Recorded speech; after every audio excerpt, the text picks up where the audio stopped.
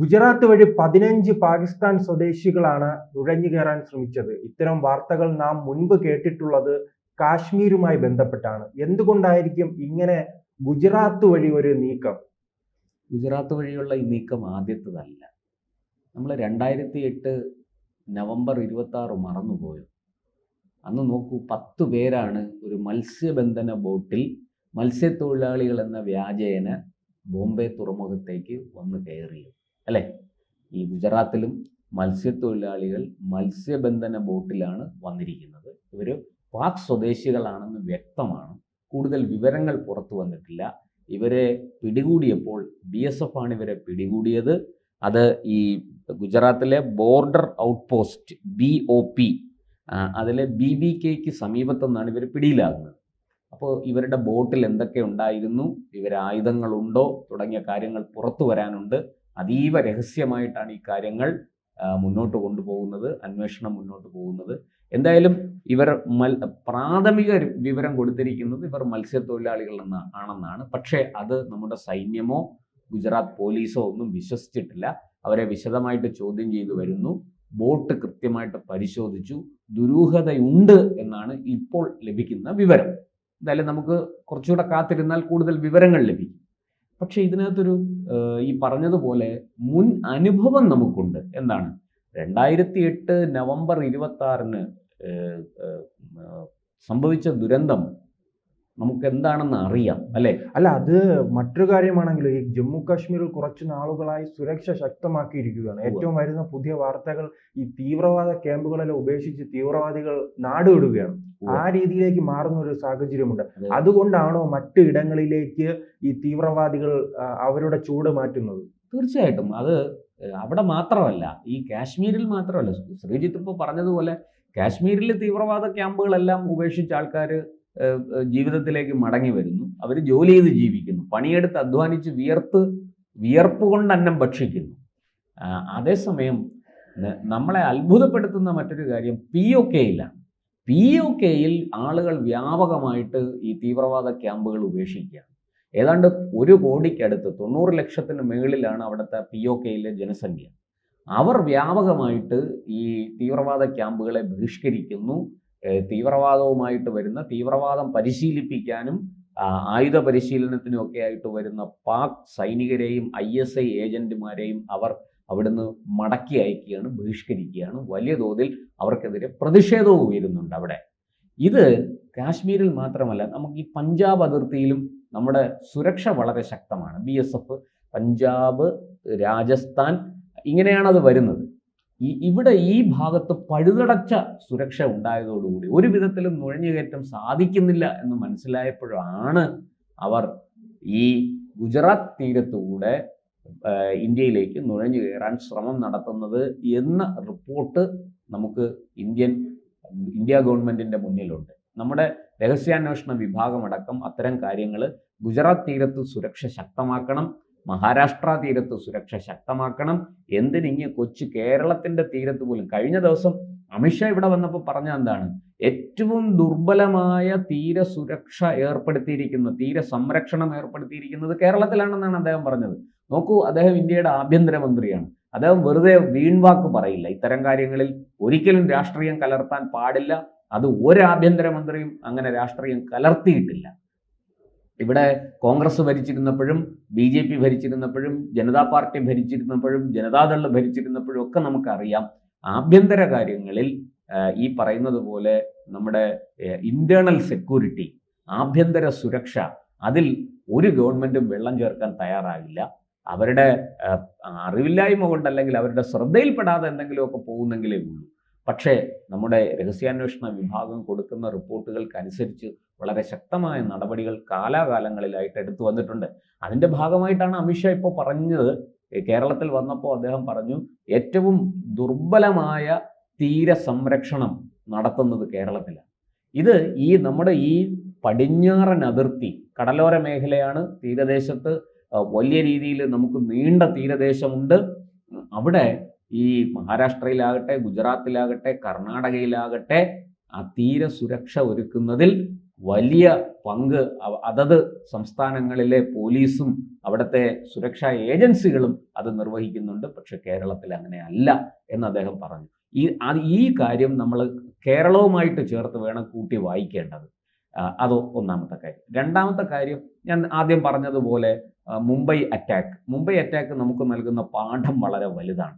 അതുകൊണ്ട് തന്നെ ഈ മത്സ്യത്തൊഴിലാളികളുടെ രൂപത്തിൽ ബോട്ടിൽ വരുന്നവരെ നമ്മൾ കർശനമായ പരിശോധനയ്ക്ക് വിധേയമാക്കുന്നുണ്ട്. അതിന് ഇന്ത്യ ഗവൺമെൻറ് 2008 ആ സംഭവം ഉണ്ടായതിനു ശേഷം തന്നെ നമ്മൾ തീരദേശം കേന്ദ്രീകരിച്ച് മത്സ്യബന്ധനത്തിന് പോകുന്ന നമ്മുടെ മത്സ്യത്തൊഴിലാളികൾക്ക് കൃത്യമായിട്ട് പരിശീലനം കൊടുക്കുന്നു. അതുമാത്രമല്ല, തീരദേശ പോലീസ് സ്റ്റേഷനുകൾ നമ്മൾ എല്ലായിടത്തും രൂപീകരിച്ചിട്ടുണ്ട്. ഇപ്പോൾ കേരളത്തിൽ തന്നെ നമുക്കറിയാം, കോവളത്ത് തീരദേശ പോലീസ് സ്റ്റേഷനുണ്ട്.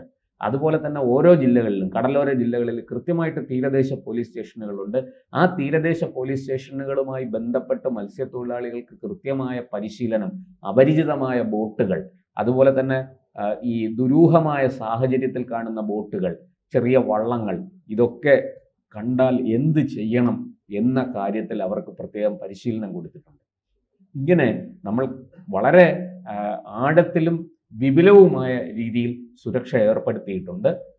അതിൻ്റെ ഭാഗമായിട്ട് പല കാര്യങ്ങളും നമ്മൾ മത്സ്യത്തൊഴിലാളികൾ വഴി നടത്തുന്നുമുണ്ട്.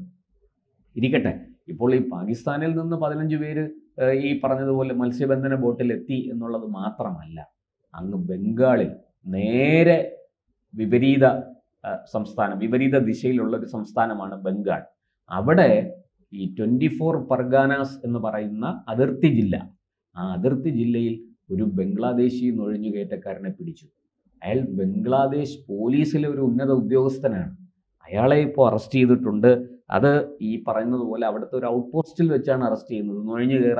രഹസ്യമായിട്ട് നുഴഞ്ഞു കയറാൻ ശ്രമിച്ചപ്പോൾ ഈ BSF ഈ പറഞ്ഞ പോലെ ഇയാളെ കസ്റ്റഡിയിലെടുത്ത് അയാളെ കൂടുതൽ ചോദ്യം ചെയ്യാനും മറ്റുമൊക്കെ ആയിട്ട് ഇപ്പോൾ ബംഗാൾ പോലീസിന് കൈമാറിയിട്ടുണ്ട്. കാരണം ക്രിമിനൽ കുറ്റങ്ങളൊന്നും ഈ പറഞ്ഞതുപോലെ കേസെടുക്കാനോ അന്വേഷിക്കാനോ ഒന്നും നമ്മുടെ പട്ടാളത്തിനോ ഈ പറഞ്ഞ BSFനോ ഒന്നും അതിനുള്ള അധികാരമില്ല. അത് അധികാരം കൊടുത്തിരിക്കുന്ന അതത് സംസ്ഥാന പോലീസിനാണ്.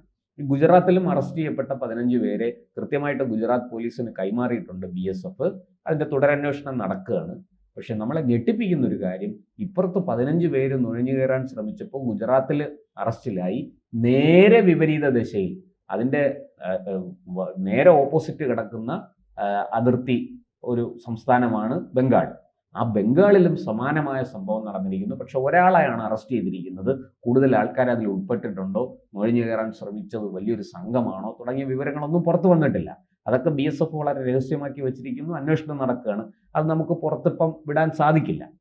പക്ഷെ അവിടുന്നും ഈ പറഞ്ഞതുപോലെ ഒരു ബംഗ്ലാദേശി പോലീസിലെ ഒരു ഉന്നത ഉദ്യോഗസ്ഥൻ അറസ്റ്റിലായി എന്ന് പറയുമ്പോൾ അത് നിസ്സാര കാര്യമല്ല. ഇത് വളരെ ശ്രദ്ധയോടെ, വളരെ ജാഗ്രതയോടെ, വളരെ സൂക്ഷ്മതയോടെ കൈകാര്യം ചെയ്യേണ്ട ഒരു വിഷയമാണ്. നമുക്ക് മുമ്പിലൊരു വലിയൊരു അനുഭവമുണ്ട്. ഏതാണ്ട് 200-ൽ അടുത്ത ആൾക്കാർ കൊല്ലപ്പെട്ട സംഭവമുണ്ട്.